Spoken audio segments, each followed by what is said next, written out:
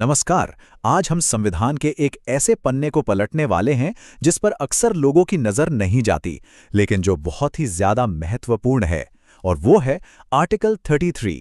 चलिए शुरुआत एक ऐसे सवाल से करते हैं जो सुनने में ही थोड़ा अजीब लगता है। क्या ये मुमकिन है कि भारत का संविधान, जिसे हम अपने मौलिक अधिकारों का रक्षक मानते हैं, वही उन्हें हमसे वापस ले ले?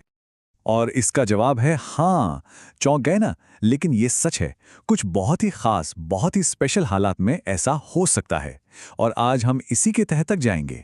तो इस पहेली का जवाब छिपा है हमारे संविधान के आर्टिकल 33 में। इसे आप एक तरह का संवैधानिक अपवाद समझ सकते हैं, मतलब एक ऐसा नियम जो सामान्य नियमों से हटकर है। तो आखिर ये आर्टिकल 33 है क्या? सीधे सीधे कहें तो ये आर्टिकल हमारी संसद को एक बहुत बड़ी शक्ति देता है। शक्ति ये कि वो राष्ट्रीय सुरक्षा से जुड़ी कुछ खास सेवाओं में काम करने वालों के फंडामेंटल राइट्स को, यानी मौलिक अधिकारों को, या तो सीमित कर सकती है या फिर पूरी तरह से खत्म भी कर सकती है। अब सवाल ये उठता है कि भाई ऐसा क्यों? इतनी बड़ी शक्ति की आखिर जरूरत ही क्या पड़ी? और सबसे जरूरी बात, ये किन लोगों पर लागू होती है? चलिए इसी को समझते हैं। इसका कारण बहुत सीधा और साफ है, अनुशासन और कर्तव्य का पालन।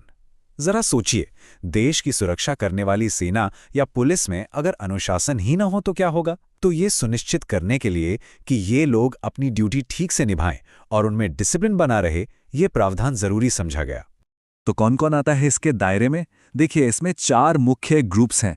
सबसे पहले तो हमारी आर्म्ड फोर्सेस, यानी सेना, नौसेना और वायुसेना। फिर आते हैं वो बल जो पब्लिक ऑर्डर बनाए रखते हैं, मतलब हमारी पुलिस फोर्स। तीसरे नंबर पर हैं वो लोग जो हमारी इंटेलिजेंस या काउंटर इंटेलिजेंस एजेंसियों में काम करते हैं। और आखिर में वो लोग भी जो इन सभी ग्रुप्स के लिए टेलीकम्युनिकेशन सिस्टम यानी संचार व्यवस्था संभालते हैं। अब ये वाला पॉइंट बहुत ही दिलचस्प है। जब हम आर्म्ड फोर्सेस के सदस्य कहते हैं तो हमारे दिमाग में सिर्फ वर्दी पहने सैनिक आते हैं, लेकिन कानून की नज़र में ऐसा नहीं है। इसमें वो लोग भी शामिल हैं जो सीधे लड़ाई नहीं करते, जैसे कि बार्बर, कारपेंटर, मैकेनिक, कुक और वॉचमैन। मतलब इसका दायरा हमारी सोच से कहीं ज़्यादा बड़ा है। अच्छा, तो अब ये समझते हैं कि ये पूरा सिस्टम काम कैसे करता है। मतलब ये अधिकार इस्तेमाल कैसे किए जाते हैं और इसमें हमारी पार्लियामेंट की क्या भूमिका है। तो पहली और सबसे अहम बात यह है कि इन अधिकारों को सीमित करने वाला कानून बनाने की पावर सिर्फ और सिर्फ भारत की संसद के पास है, कोई और नहीं। इसका मतलब यह हुआ कि किसी भी राज्य की सरकार या विधानसभा इस मामले में कोई कानून नहीं बना सकती। ऐसा इसलिए ताकि राष्ट्रीय सुरक्षा जैसे गंभीर मुद्दे पर पूरे देश में एक जैसे नियम हो, कोई कंफ्यूजन ना हो। और ये बात इस आर्टिकल को और भी ज्यादा शक्तिशाली बना देती है। अगर संसद आर्टिकल 33 के तहत कोई कानून बना देती है तो उस कानून को आप किसी भी कोर्ट में इस आधार पर चैलेंज नहीं कर सकते कि वो आपके मौलिक अधिकारों को छीन रहा है। मतलब इस मामले में कोर्ट भी दखल नहीं दे सकती। तो कौन से अधिकार हैं जिन पर रोक लग सकती है?